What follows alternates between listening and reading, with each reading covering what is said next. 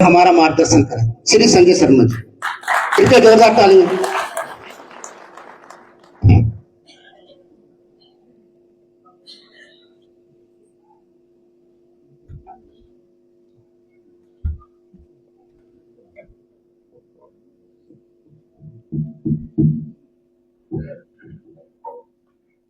भारत माता की जय। भारत माता की जय। भारत माता की जय। अटल स्मृति दिवस जो कि 25 तारीख से पूरे देश के भीतर मनाया जा रहा है और भारतीय जनता पार्टी ने अटल स्मृति दिवस को, क्योंकि उनका 101वें जन्म जयंती है, पूरे देश भर में इसको पूरे सप्ताह तक मनाने का, और कोई विधानसभा क्षेत्र ऐसा हिमाचल प्रदेश में पूरे देश में ना रहे जहां पे जन्म जयंती समारोह अटल जी का ना मनाया जाए। ऐसा कोई भी क्षेत्र ऐसा ना रहे, उसी के निमित्त आज 16 विधानसभा क्षेत्र के भीतर इस कार्यक्रम को आयोजित किया है। और इस कार्यक्रम में आप इतनी बड़ी संख्या में अटल जी को श्रद्धा सुमन अर्पित करने के लिए आए हैं। मैं आप सबका हार्दिक स्वागत करता हूं, अभिनंदन करता हूं, वंदन करता हूं। मंच पर विराजमान हिमाचल प्रदेश विधानसभा के पूर्व अध्यक्ष, हिमाचल प्रदेश सरकार में स्वास्थ्य मंत्री रहे और 16 विधानसभा क्षेत्र का पिछले लगातार कई वर्षों से शांता कुमार जी की राजनीतिक विरासत को संभाले हुए और इस क्षेत्र का हिमाचल प्रदेश के अंदर प्रतिनिधित्व करते हुए हिमाचल प्रदेश की राजनीति का ध्रुव तारा हमारे आदरणीय बड़े भाई विपिन सिंह परमार जी,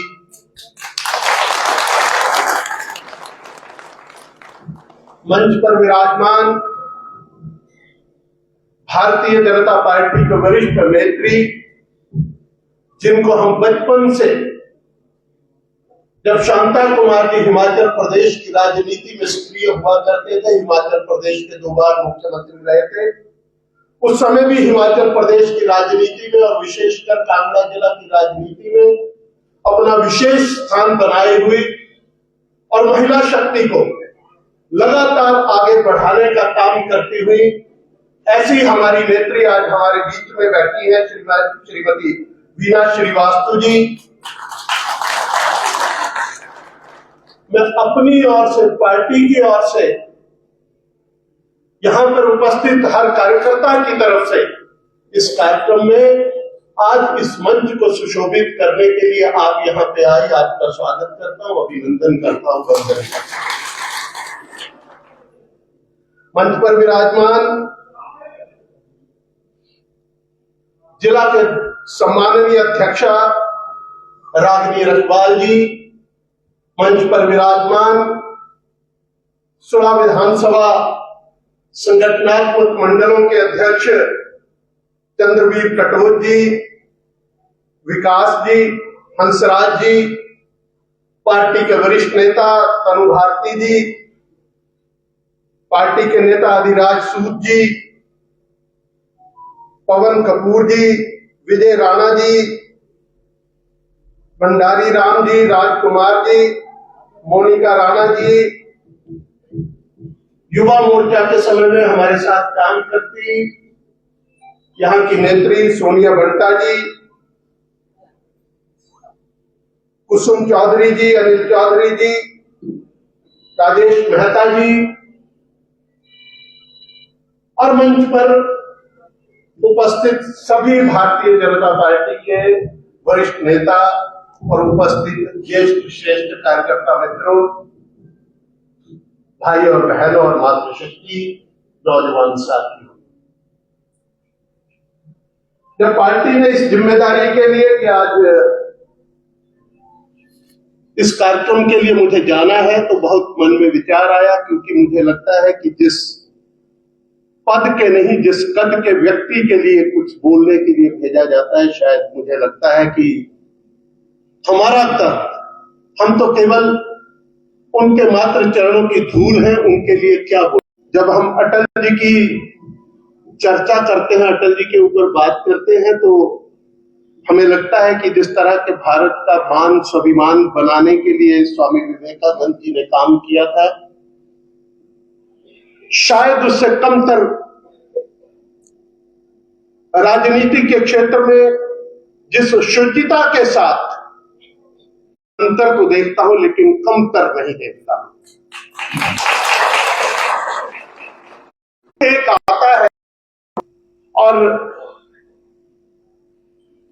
हम तो अब आने वाली पीढ़ियों के लिए ये कार्यक्रम जब आयोजित करते हैं, केवल मात्र एक कार्यक्रम के निमित्त नहीं होता है कि हम एक कार्यक्रम कर रहे हैं। और विशेष करके जब भारतीय जनता पार्टी ऐसे किसी भी आयोजन का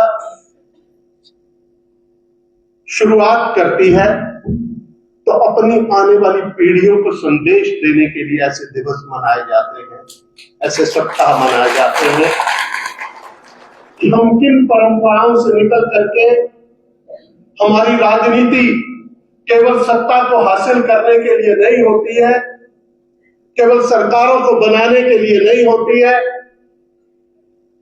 इस देश के अंदर, इस देश के स्वाभिमान के लिए हमारे पीढ़ियों ने क्या बलिदान दिए हैं, हमारी पीढ़ियों ने क्या संघर्ष किए हैं। हम जब दिवस मनाते हैं तो भारतीय जनता पार्टी, जब पंडित दीनदयाल उपाध्याय, श्यामा प्रसाद मुखर्जी के दिवस मनाए जाते हैं, अटल जी के दिवस मनाए जाते हैं, तो इसके पीछे बहुत गहरा संदेश रहता है कि हम किस सफर पे चले थे, कहां से चले हैं और कहां पहुंचे हैं। अटल बिहारी वाजपेयी भी उन्हीं में से एक थे। 25 दिसंबर 1924 को जब अटल जी का जन्मदिन हुआ, तो उसका भी एक बहुत रोचक किस्सा है। जब ग्वालियर की भूमि के ऊपर जन्म लिया, तो उसी दिन ईसा मसीह का जन्मदिन भी था, क्रिसमस का दिन था।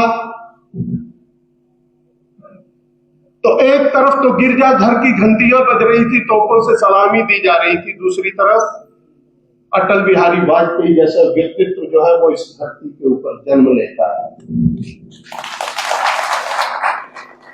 और उस दिन भी ऐसा ही महसूस हुआ था ग्वालियर की गलियों के भीतर कि एक कोई नया अवतार उतर करके इस धरती के ऊपर आया है। और छोटी ही आयु में अपनी पढ़ाई करते एक संपन्न परिवार में थे, शिक्षक परिवार था। उनके पिताजी, उनके दादाजी वहां पे जन्म लिया और देशभक्ति की भावना और क्रोध थी उनके बीच। जो लोग देश में कहते हैं कि भारतीय जनता पार्टी का, जनसंघ का या राष्ट्रीय स्वयंसेवक संघ का आजादी की लड़ाई से क्या मतलब रहा है, मैं बताना चाहता हूं। 1942 का भारत छोड़ो आंदोलन, क्विट इंडिया मूवमेंट, जो महात्मा गांधी ने शुरू की थी, उस आंदोलन के भीतर 16 वर्ष की आयु के अटल बिहारी वाजपेयी भी जेल जाने वाले वो बाल कैदी बने थे। उस समय आगरा की जेल में रखा गया था। लगभग 26 दिन से लेकर के 30 दिन तक आगरा की जेल में रखा गया उनको। वो आजादी के आंदोलन के भीतर उनकी उस भूमिका को भी नजरअंदाज जो लोग करते हैं, वो भारतीय राजनीति के साथ और अटल जी के साथ कहीं भी न्याय नहीं करते हैं। और शायद अटल जी ने इन चीजों को कभी अपने जीवन में कोई महत्व नहीं दिया। उनका कहना था कि जो उनका कर्तव्य बनता था वो उन्होंने किया है। उन्होंने किसी के साथ किसी परिवार से सर्टिफिकेट लेने के लिए आजादी की लड़ाई में उन्होंने अपने आप को नहीं झोंका था। उन्होंने अपने देश के लिए जो कर्तव्य हो सकता था उस कर्तव्य को निभाने का प्रयत्न उन्होंने किया था। और अटल जी को अल्पायु में जब राष्ट्रीय स्वयंसेवक संघ के साथ जुड़े थे, जब राष्ट्रीय स्वयंसेवक संघ ने यह निर्णय लिया कि इस देश के भीतर जब आजादी मिलेगी तो आजादी के साथ राष्ट्रीय स्वयंसेवक संघ की भी एक कोई शाखा होनी चाहिए, एक कोई ऐसा विंग होना चाहिए, राजनीतिक विंग होना चाहिए, क्योंकि हमारी विचारधारा को आगे बढ़ाने का काम जो कर सके। जो राष्ट्रीय स्वयंसेवक संघ सोचता है कि देश किस तरह से चलना चाहिए, उस देश के अंदर हमारी सत्ता के भीतर भागीदारी कैसी हो सकती है, तो उसका एक जब जनसंघ का गठन किया गया था, जब पंडित दीनदयाल उपाध्याय, श्यामा प्रसाद मुखर्जी ध्वजवाहक बने थे हमारे विचार की राजनीति का, तो एक छोटी सी आयु के भीतर अटल बिहारी वाजपेयी जी एक राजनीतिक सचिव के नाते श्यामा प्रसाद मुखर्जी के साथ काम करने वाले लोगों में से ऐसे अटल जी थे। और शायद श्यामा प्रसाद मुखर्जी के आधे राजनीति को आगे की दिशा देने का काम वो उस समय के अटल बिहारी वाजपेयी जो है वो उन्होंने किया। 1955 में पहला चुनाव लड़ा, जीत नहीं पाए, लेकिन एक गहरी छाप भारत की राजनीति के ऊपर जब हम मात्र अपनी हाजिरी दर्ज करवा रहे थे, तो अटल बिहारी वाजपेयी ने जो चुनाव जीता भी नहीं, लेकिन अपनी छाप पूरे देश के भीतर छोड़ी थी। और 1957 में तो पहला चुनाव लड़ लिया, बलरामपुर से उत्तर प्रदेश के एक विधानसभा गोंडा जनपद का एक लोकसभा क्षेत्र, बलरामपुर से पहली बार वो सांसद बन करके उन्होंने भारतीय संसद के भीतर जब अपनी दस्तक दी, तो अटल जी की पहला ही देश के भीतर जब उन्होंने संबोधन दिया, तो मैं ये भी याद दिलाना चाहता हूं कि उस समय जब अटल जी ने अपना हिंदी के भीतर, अपना हिंदी की भाषा के भीतर अपना पहला भाषण वहां पे दिया, वो कांग्रेस से समर्थित जो लोग हिंदी को भी नहीं समझ पाते थे, वो अटल बिहारी वाजपेयी का भाषण सुनकर के वहां से चले गए कि ये कौन आ गया जो हिंदी में बोलता है। लेकिन अटल जी उस घटना से भी घबराए नहीं। उन्होंने हिंदी को इस देश का, इस भारतीय संस्कृति का स्वाभिमान समझा और उस भाषा को आगे बढ़ाने का काम उन्होंने किया। और एक दिन ऐसा भी आया 1962 के भीतर, जब संसद के भीतर अपना भाषण अटल बिहारी वाजपेयी दे रहे थे, तो देश के पहले प्रधानमंत्री जवाहरलाल नेहरू खड़े होकर के संसद में कहते हैं कि मैं इस नौजवान के भीतर भारत के होने वाले प्रधानमंत्री की छवि देखता हूं। और तब भारतीय जनता पार्टी या उस समय का जनसंघ जो देश के भीतर अपने होने की मात्र एक दस्तक दे रहा था, दूर दूर तक दिखाई नहीं देता था कि कभी जनसंघ की सरकार बनेगी, लेकिन तब वो छाप छोड़ करके जाने वाला और जिसके लिए जो देश की राजनीति के भीतर किसी को अपने आगे समझते नहीं थे, ऐसे पंडित जवाहरलाल नेहरू अगर अटल बिहारी वाजपेयी के लिए कहते हैं, तो जरा कल्पना करके देखिए कि उस व्यक्तित्व में अंदर क्या आकर्षण रहा होगा, क्या भावना रही होगी क्या सम्मोहन रहा होगा कि एक प्रधानमंत्री की सीट के ऊपर बैठा हुआ व्यक्ति अगर उनकी तुलना आने वाले प्रधानमंत्री से करे,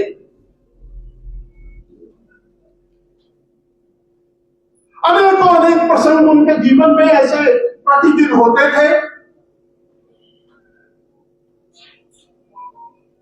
ऐसे कई मौके आए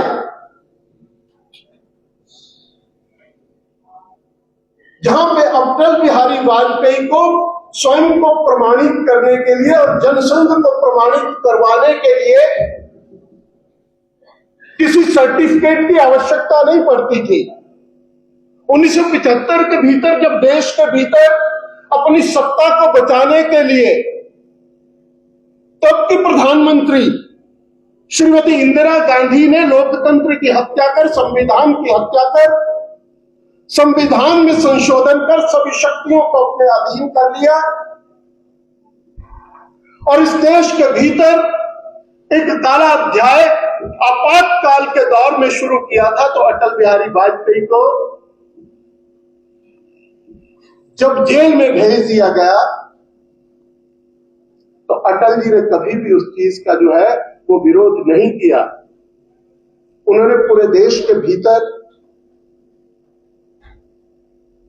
क्योंकि अटल जी एक पत्रकार भी रहे थे, अटल जी एक संपादक भी रहे थे, अटल जी राष्ट्रीय स्वयंसेवक संघ का मुखपत्र पांचजन्य उसके पहले संपादक रहे थे, इसलिए लिखने की आदत थी, अच्छे लेख लिखते थे, राष्ट्र धर्म के संपादक रहे थे। राष्ट्र धर्म के भीतर क्योंकि उस समय जितने भी इस देश के भीतर कोई जितने भी ऐसी मैगजीन थी, ऐसे समाचार पत्र थे, सबके ऊपर प्रतिबंधित कर दिया था। लेकिन अटल जी ने किसी न किसी तरह से उस समय भी आपातकाल के दौर में भी अपने संदेश को अपने देश में फैलाने के लिए जेल से लिखने का काम किया। जेल से आजादी की दूसरी लड़ाई जिसको कहा जाता है, आपातकाल के दौर को समाप्त करने के लिए एक जन जागरण अभियान वहां से भी जारी रखा। और उन्होंने जैसे अभी कटोर जी भी बोल रहे थे, मंच संचालक भी बोल रहे थे कि अंधेरा छटेगा, वो अंधेरा छटने की बात जेल में बैठ करके भी कहते थे। और आपातकाल का दौर बहुत लंबा नहीं चल सका। आखिरकार उस इंदिरा गांधी को वो आपातकाल का दौर समाप्त कर इस देश के भीतर आम चुनाव करवाने की घोषणा करी। और जब आम चुनाव की घोषणा करी तो जितने भी और दल थे, चाहे लोक दल था, चाहे कोई अन्य दल थे, सबने मिलकर के कांग्रेस को हराने के लिए नहीं, इस देश के संविधान को बचाने के लिए। मैं उनको बताना चाहता हूं आज के दौर में जो संविधान की दुहाई दे दे करके इस देश में चलते हैं, जो संविधान की कॉपी पकड़ के हर गली कूचे में घूमे होते हैं, मैं उनको बताना चाहता हूं कि उस समय संविधान को बचाने की अगर असली लड़ाई लड़ी गई, अगर बाबा साहब के संविधान को बचाने का पहला आंदोलन अगर हुआ तो वो 1975 में जेल से शुरू हुआ था और 1977 में उस आपातकाल दौर को समाप्त करवाने के बाद इस देश के युग पुरुष अटल बिहारी वाजपेयी ने इस संविधान को बचाने का सबसे पहले काम किया। और जनता पार्टी का गठन हुआ, सभी दलों ने मिलकर के मोरारजी भाई देसाई के साथ मिलकर के सरकार को बनाया। उस सरकार को चलाने के लिए जनसंघ के भी प्रतिनिधि उसमें शामिल हुए थे। अटल जी थे, अडवाणी जी थे।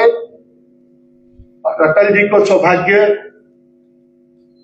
या हमारे हम देशवासियों का सौभाग्य, हम लोगों का सौभाग्य, उस सरकार के भीतर अटल बिहारी वाजपेयी जी विदेश मंत्री के रूप में शामिल हुए।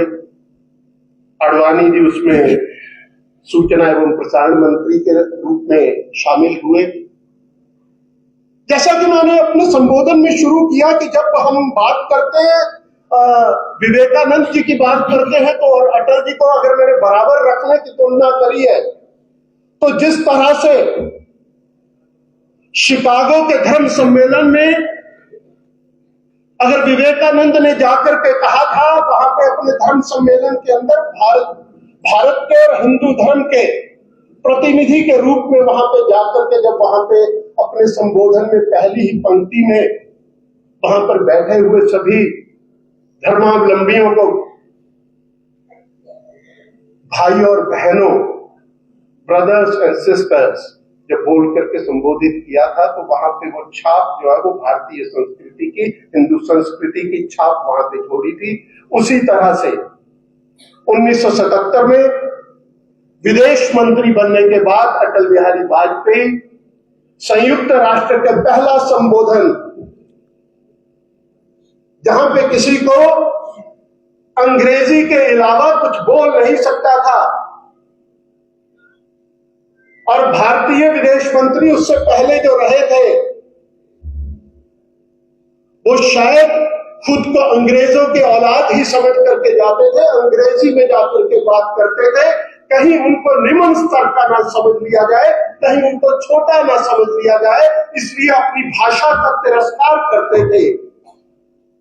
लेकिन उस संयुक्त राष्ट्र के भीतर भी अपनी बात को रखने के लिए, अपने देश की बात को रखने के लिए अटल बिहारी वाजपेयी ने हिंदी भाषा में जाकर के अपना पहला भाषण, और इस देश के किसी भी उच्च पद पर बैठे हुए पहले व्यक्ति ने जाकर के संयुक्त राष्ट्र के अंदर अपने देश की भाषा, अपनी मातृभाषा को स्थान वहां पे दिलाया, और अटल बिहारी वाजपेयी के भाषण को ट्रांसलेट करने के लिए दो भाष्य की आवश्यकता पड़ी। अगर उसकी आवश्यकता वहां पे करनी पड़ी तो वह संयुक्त राष्ट्र की जिम्मेदारी बनती थी, अटल बिहारी वाजपेयी की जिम्मेदारी नहीं बनती थी।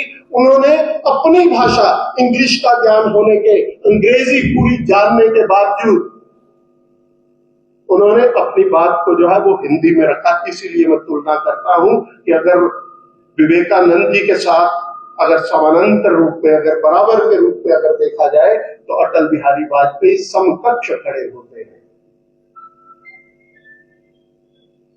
और कहीं समझौता नहीं है, सत्ता के लिए समझौता नहीं है।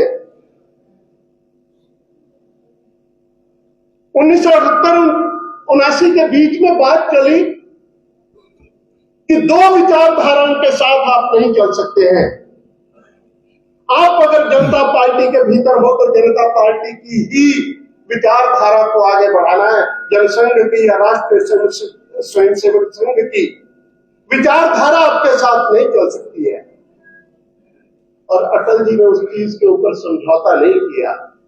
आडवाणी जी थे, बाकी बहुत से नेता थे, जनसंघ के नेता थे, बहुत से दबाव रहे कि सत्ता में बैठे हैं, सत्ता हमारे पास है, आज विदेश मंत्री है, कोई सूचना एवं प्रसारण मंत्री है, कोई किसी और विभाग का मंत्री है, कल को सरकार बना सकते हैं, हम भी प्रधानमंत्री बन सकते हैं, हम भी कोई और मंत्री बन सकते हैं, सत्ता के भीतर भागीदारी अपनी रखनी चाहिए।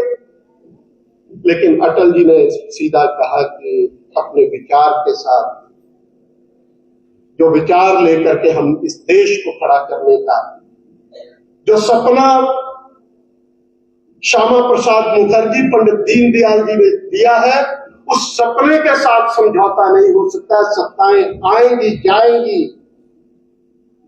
लेकिन विचार रोज रोज नहीं आता है, विचार को बदला नहीं जा सकता है, विचारधारा को बदला नहीं जा सकता है, मां को बदला नहीं जा सकता है।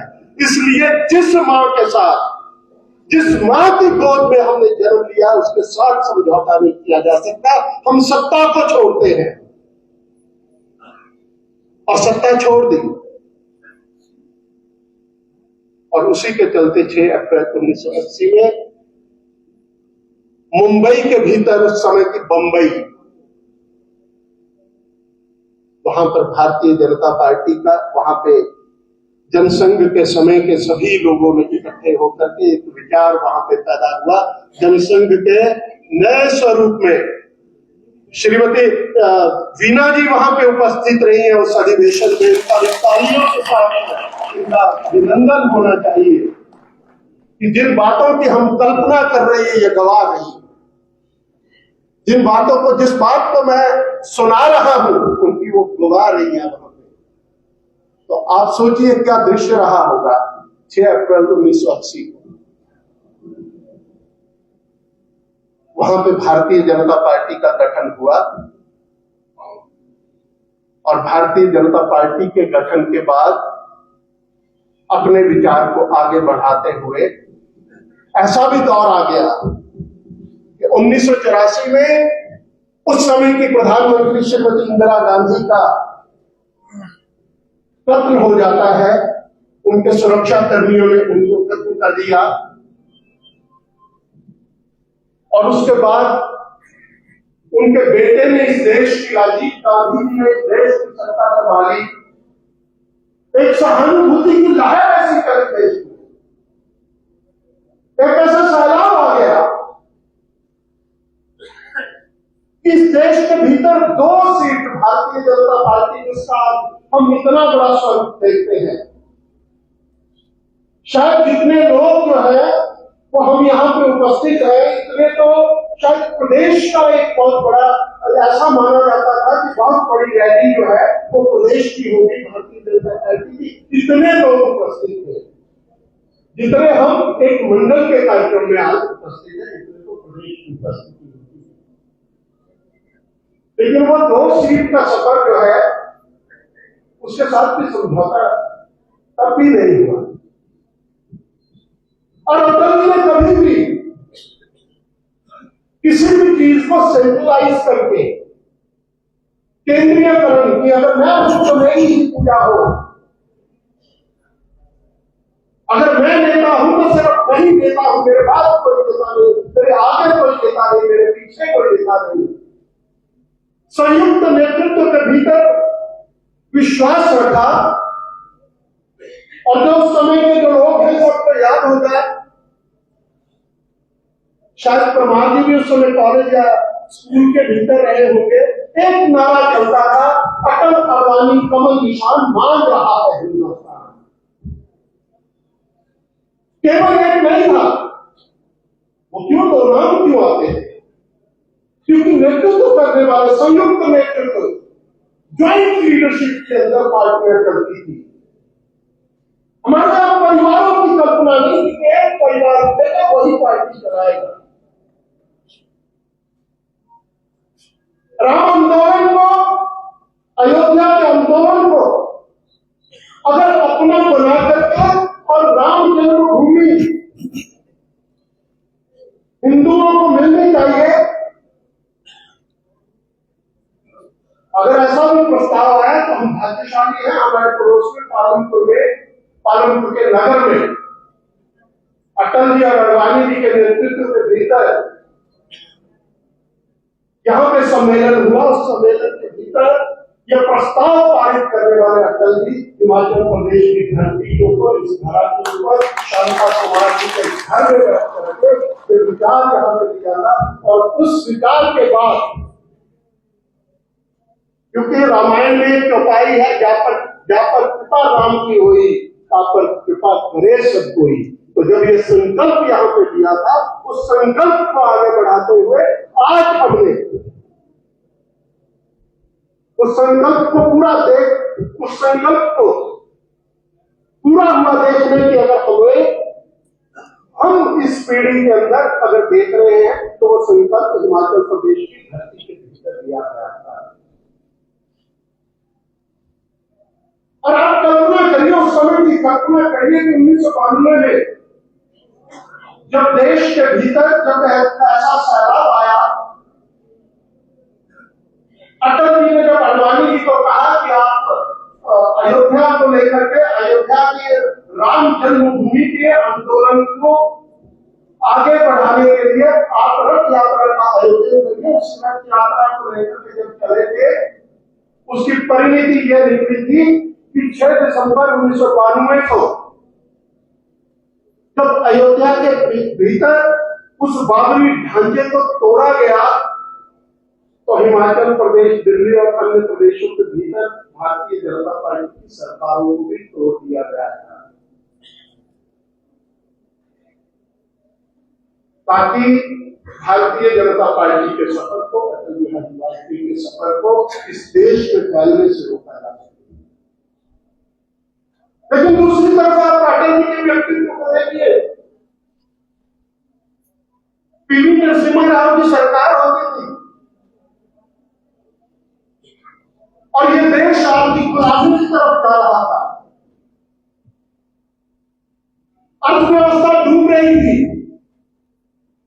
कोई ऐसा फैसला लेने की तैयारी थी कि अगर सरकार वो फैसला लेती तो इस देश के भीतर इतना बड़ा जन आंदोलन खड़ा हो जाता जो शायद उस समय किसी ने कल्पना नहीं की थी। लेकिन देश हित के लिए वो फैसला लेना जरूरी था। पीवी नरसिम्हा राव अटल बिहारी वाजपेयी को फोन करते हैं, उनको बुलाया जाता है। मनमोहन सिंह जो कांग्रेस पार्टी के प्रधानमंत्री भी बाद में बने, उस समय उस सरकार के भीतर वो वित्त मंत्री के रूप में अपनी भूमिका निभा रहे थे। उन्होंने पीवी नरसिम्हा राव को कहा कि कहीं तो हम कैबिनेट की मीटिंग इस बैठक के लिए जो हमें तय की है उसको कैंसिल कर देते हैं, नहीं लेते हैं। ऐसा फैसला लगता है कि कांग्रेस के लिए नुकसानदेह हो सकता है, तो नहीं लेते हैं।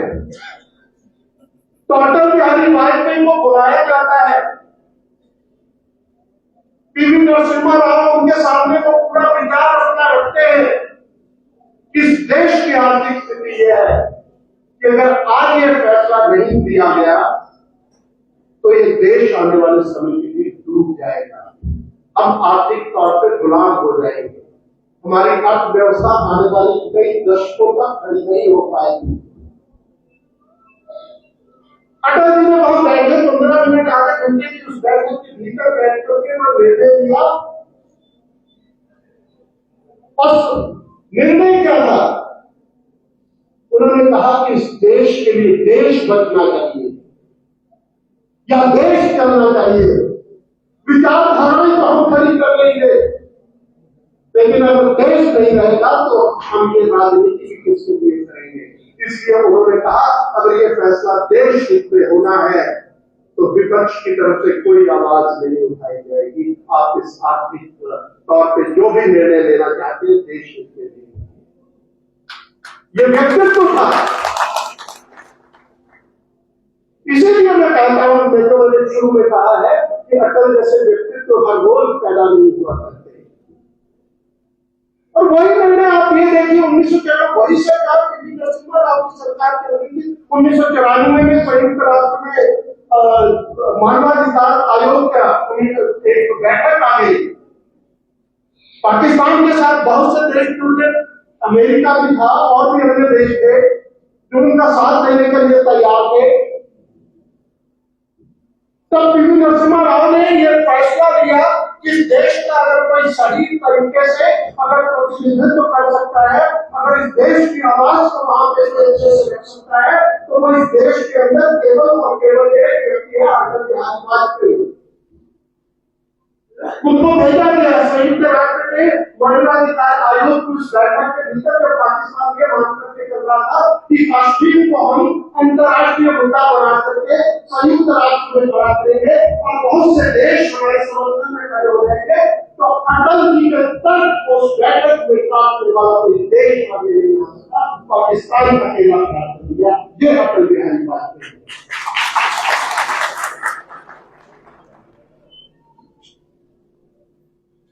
सत्ता के साथ समझौता नहीं, लेकिन देश जहां पे है, देश पहले, देश बचना चाहिए। ऐसे विशाल हृदय के व्यक्तित्व के लिए भारतीय जनता पार्टी का सौभाग्य है कि हम उस व्यक्ति के पीछे चल सकते, उस व्यक्ति की उंगली पकड़ करके हमें देश की राजनीति में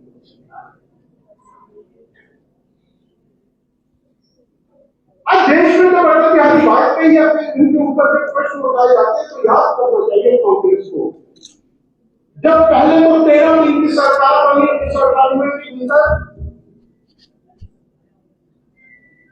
लेकिन फिर भारतीय जनता पार्टी की सरकार दोबारा बनी 13 महीने और 13 महीने की सरकार को तोड़ने का षड्यंत्र कांग्रेस पार्टी ने इस तरह से रचा था। उस कांग्रेस पार्टी ने जो उसकी पार्टी का एक मुख्यमंत्री बन चुका था, जो मुख्यमंत्री 2 महीने हो गए थे, वो उड़ीसा के मुख्यमंत्री बन गए थे गिरिराज गोमान।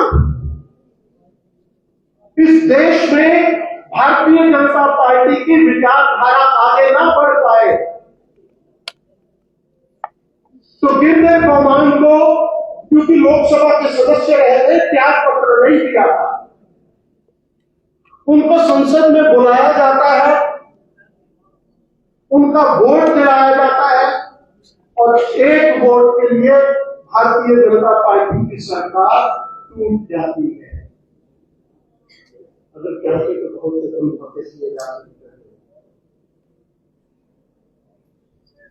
तो इसीलिए उसके बाद अटल बिहारी वाजपेयी जी की सरकार आगे बढ़ी, 5 वर्ष शासन किया और आज जब हम अटल स्मृति दिवस मना रहे हैं तो उनके किए कार्यों की भी हम चर्चा 2 मिनट के लिए करना चाहेंगे। आज जब मैं प्रमाण जी के साथ आ रहा था तो जिन सड़कों को देखते थे, जो जहाँ पे आदमी का चलना भी मुश्किल होता था, वहां गाड़ियां चल रही हैं। वो प्रधानमंत्री ग्रामीण सड़क योजना अगर किसी ने शुरू की थी तो सन 2000 के भीतर वो अटल बिहारी वाजपेयी जी। अगर देश के स्वाभिमान को आगे बढ़ाने के लिए अगर पोखरण के अंदर परमाणु विस्फोट भी करना पड़ा और भारत की ताकत को, एटॉमिक ताकत को दिखाने की आवश्यकता अगर महसूस हुई थी तो वो अटल बिहारी वाजपेयी थे जिन्होंने वो करके दिखाया। अगर कारगिल का युद्ध हुआ तो उस कारगिल के युद्ध के भीतर जो शहीद होते हैं, उससे पहले क्या परंपरा थी कि किसी भी युद्ध के भीतर कहीं भी कोई सैनिक मारा जाता था तो केवल मात्र उसका बक्सा और उसका बिस्तर घर पे आता था और उसका संस्कार कैसे हुआ, क्या उसको मान सम्मान मिला, किसी को पता नहीं चलता था।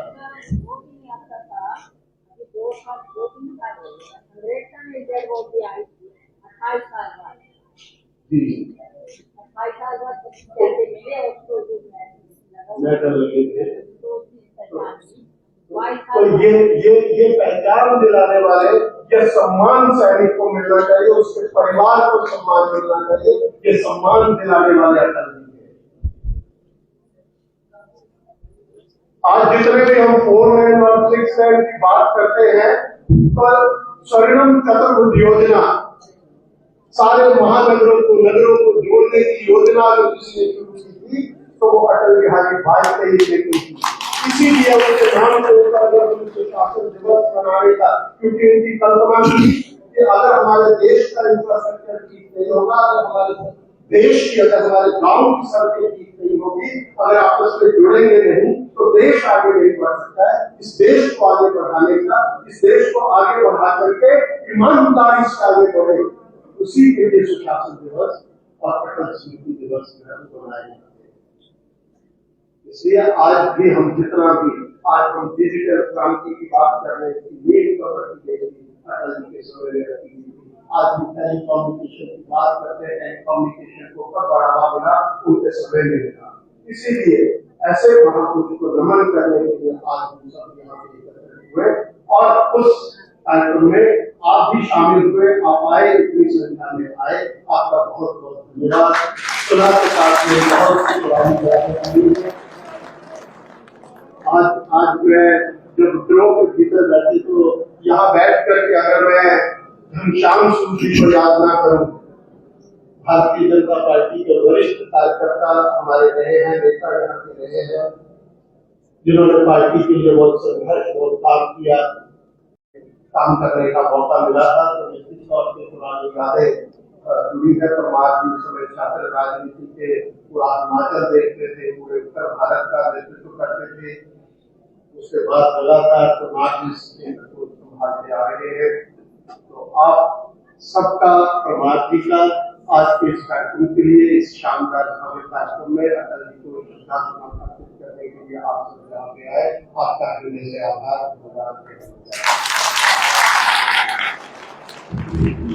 इसी सिलसिले देख रहे हैं धीरा दर्शन 24/7 देवभूमि हिमाचल की ओर से, और मैं आपका अपना सोशल मीडिया सेवक फौजी दोस्त कैप्टन साहब अनवरत अशोक कुमार सनातनी। ऐसी क्लिप देखने के लिए मेरे साथ बने रहे। जय हिंद, वंदे मातरम, जय हिंद, थैंक यू।